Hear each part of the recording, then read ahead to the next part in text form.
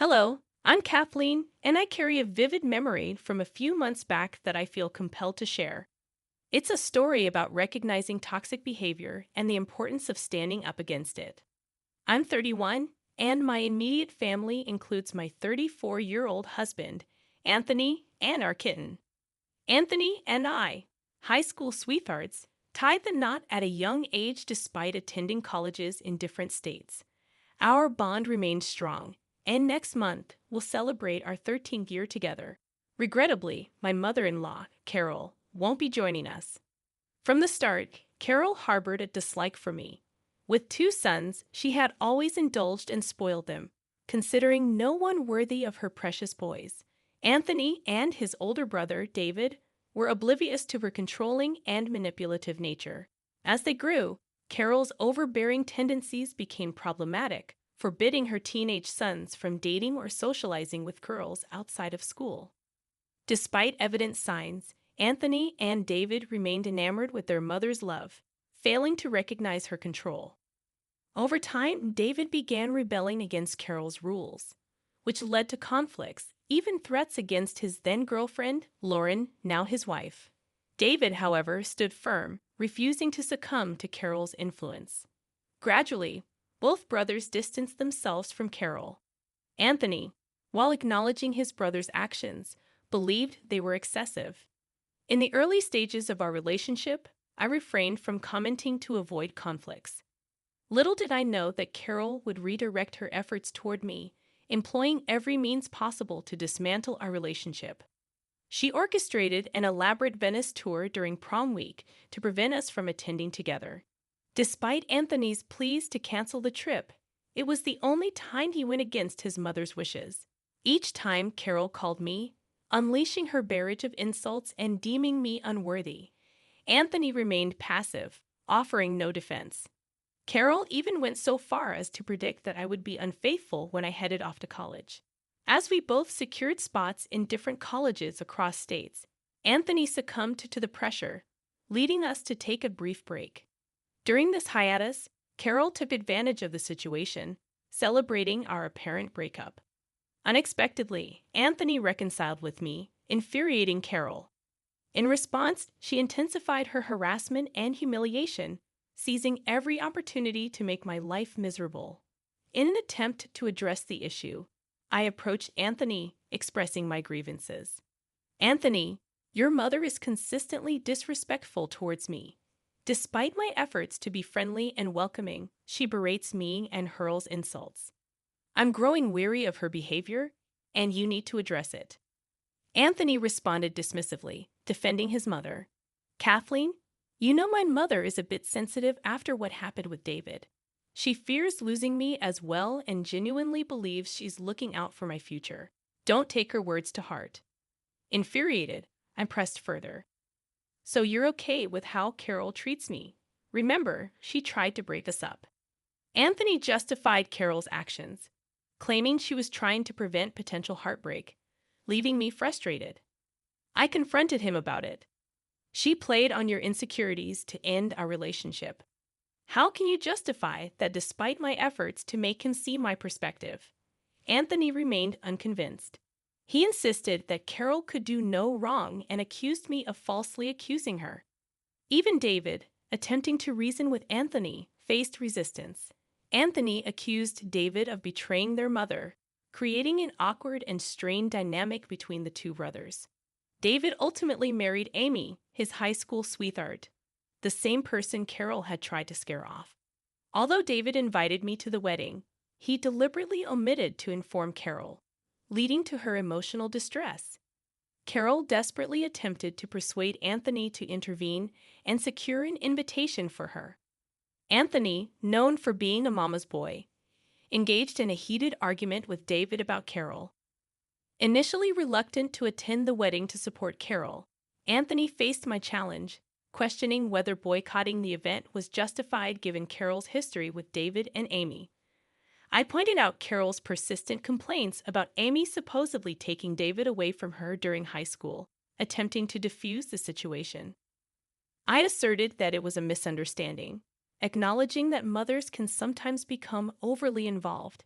I emphasized the importance of family, urging everyone to mend bridges and refrain from holding grudges.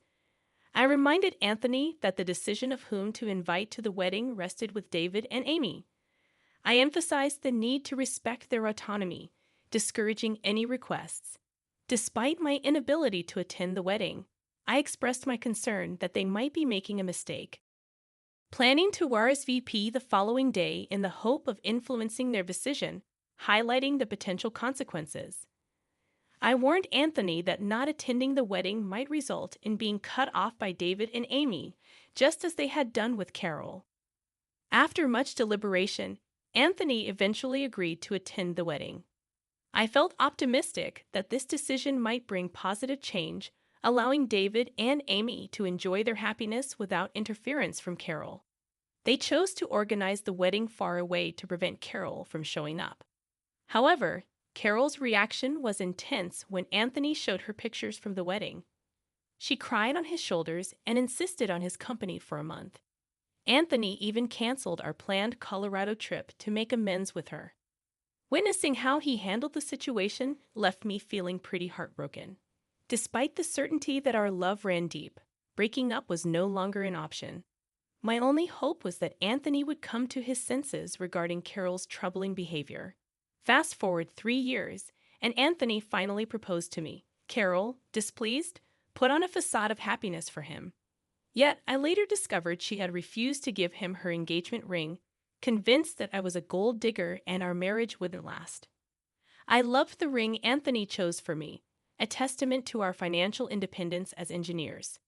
Carol's jewelry was the last thing I desired. Wedding planning became a nightmare as Carol inserted herself into every aspect, from cake tasting to venue selection. Disapproving of my vintage theme, she deemed it boring and tacky. Despite my indifference, Anthony and I carefully considered every decision. Frustrated, I confronted him, insisting that his mom needed to give us space. This is getting ridiculous. We're the ones getting married, and your mom needs to let us decide on our own. I don't need her input on everything. She hates every decision I make. You need to tell her to back off. Anthony defended his mother, claiming she wanted the best for us, tired of this excuse. I argued that she deserved to be uninvited from David's wedding due to her interference. Though we welcomed her presence, her negative remarks about my choices were unacceptable. This was our wedding, and she already had hers. After much coaxing, Anthony finally asked Carol to back off. Though she threw a fit, she toned it down. Unfortunately, Anthony prioritized her choices and made several changes. Initially sad, I recognized it was also his day and chose to go along in some places to avoid further trouble. I had not yet found the courage to stand up for myself, and Anthony seemed lost in a fog, unable to think clearly. The wedding turned into another disaster when Carol showed up in a white dress so sparkly and lacy that it resembled a bridal gown. Fortunately, Anthony recognized the issue and insisted she changed before the ceremony. Feigning ignorance, Carol claimed she didn't have another dress. However, my maid of honor and best friend came to the rescue, producing a pale blue gown that fit Carol perfectly. Anticipating her intention to wear white, I had purchased a decent dress for her on my dime. With no excuses left, Carol had to wear the provided dress. During the reception, she delivered tearful speeches about losing her children to awful women, targeting both me and Lauren, who were avoiding her. Carol also disparaged our relationship, portraying herself as the victimized mother-in-law. The wedding attendees looked uncomfortable, and even her own family was mortified. My maid of honor swiftly took the microphone, redirecting the atmosphere. On our honeymoon, Carol incessantly called us, reaching out to Anthony and crying about feeling lonely. She bombarded us with 5 calls a day, and when unable to reach Anthony, she called me, accusing me of taking her son away. Just a month after the wedding, she insisted that no matter what I did, he would always choose her over me, asserting that he would never love me more than his mama. Attempting to reason with her, I explained that we were on our honeymoon and she needed to stop calling us so frequently. When Anthony's phone died, he went back to our room to charge it, emphasizing that there was no intention of keeping him away from her. Kathleen, it's clear to me how driven you are by greed. Your sole focus is on extracting money from him, ignoring the fact that he supports me financially and genuinely cares for me, something he's been doing since his father passed away a decade ago. Carol, you may be his mother, and it's natural for him to support you. But I am financially stable on my own and have no interest in his money. Stop falsely accusing me of trying to exploit him. Enough with your baseless accusations. You might deceive him, but I see through your intentions. Hand over the phone to my husband. I need to speak with him urgently. During our honeymoon, I endured numerous conversations like this with Kathleen. When we returned home, dealing with her incessant crying became a daily struggle, all because we didn't take her along. Even now, she scolded my husband for going without her. Anthony, as always, did his best to console his mother, overlooking my concerns. I was gradually finding my voice to stand up for myself. Things were relatively stable until a few months ago when I discovered I was pregnant with our first child. Excitement filled us, and Anthony wanted to share the news with Carol immediately. Despite my reservations, I agreed.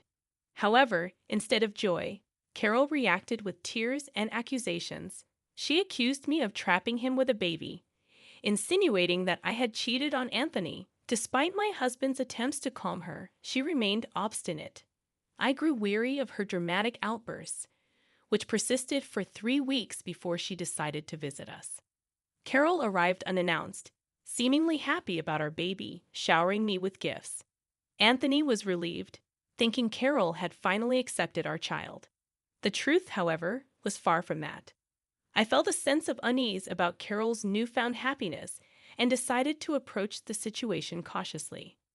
In the evening, she offered to make us tea, claiming it would help warm me up as the weather was getting chilly. Anthony appreciated her gesture, giving me a triumphant look as if to say, "I told you so." Choosing not to dismiss my concerns, I excused myself and went to the kitchen to check on Carol. I'd observed her preparing tea and adding something from a carton. Both my husband and I are lactose intolerant, using a specific brand of oat milk for our tea. However, Carol was using a different carton that caught my attention. She used oat milk for 1 cup, but opted for the suspicious carton for the other. Initially, I assumed she was merely using a different type of vegan milk for variety. Despite this, my unease persisted when she handed me the suspicious mug. Feeling a sudden panic, I impulsively switched my husband's cup with mine when they weren't looking. We drank tea, and throughout the evening, Carol seemed to smirk at me from across the couch. Fortunately, nothing untoward happened for the remainder of the night. However, in the early hours of dawn, I heard my husband vomiting in the bathroom. He made several trips, and the noise woke me up. After a while, I saw him lying on the living room couch in pain. Concerned, I approached him and inquired about his condition. Carol, emerging from her room, looked worried at the sight of Anthony's distress, breaking into an ugly cry. It suddenly dawned on me. This woman had used cow milk in our tea. I was prepared to confront her, but before doing so, I had to rush Anthony to the hospital. I urgently dialed 911, requesting an ambulance for Anthony, who was experiencing severe stomach pain and was on the brink of passing out. At the hospital, we waited for the medication to take effect. When the doctor arrived for a consultation with Anthony, I brought Carol along. In the presence of both Anthony and the doctor, I coerced Carol into confessing to everything. She was concerned about her son, so getting her to confess wasn't a challenge. The doctor expressed disappointment and informed us that Anthony needed to be hospitalized for a day. After the doctors left, Anthony seemed troubled. The fog in his mind began to clear, and he questioned Carol about why she used milk in his tea, knowing about his allergy. He pointed out that their household didn't even have cow milk, and I didn't consume it either. Carol insisted that she didn't intend to harm Anthony, claiming she was aware of his milk allergy. Anthony was perplexed and demanded an explanation. Carol continued sobbing in a corner, prompting me to reveal the truth. I explained that Carol brought cow milk into their home, not for Anthony, but for me. It was not meant for him to consume, and I had switched their cups when Carol wasn't looking, prioritizing the health of our child. It turned out to be the right decision. Anthony, shocked and disbelieving, accused me of lying. He couldn't fathom why Carol would want to hurt him and our child. I urged him to ask Carol for an explanation, emphasizing that I had taken precautions to safeguard our child's health. Carol erupted into a cacophony of wails and screams, reaching such a fever pitch that a nurse had to usher her out, a move no one objected to at that point.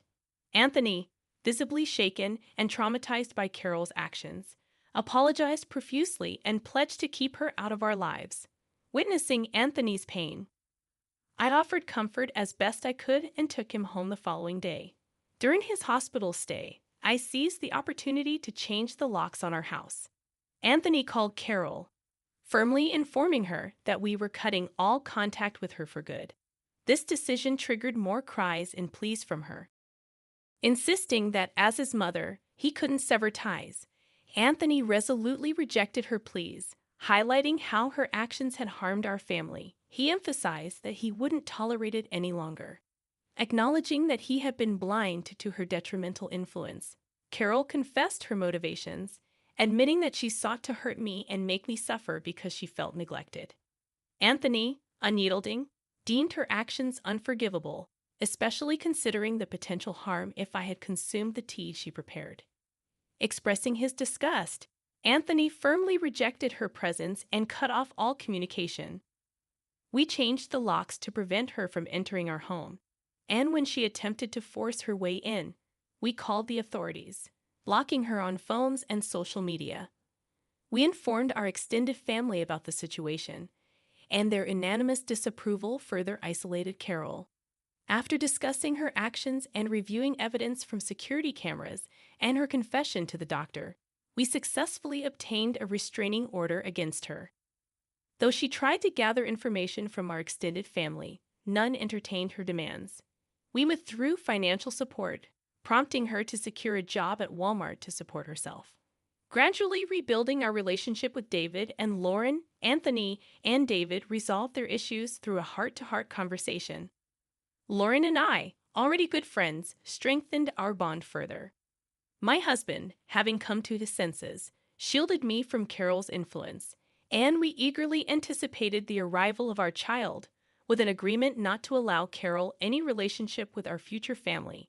Enjoying the newfound peace in our household after Carol's departure, we considered moving to David City after our child's birth. Uncertain about the future, we remained positive that we would overcome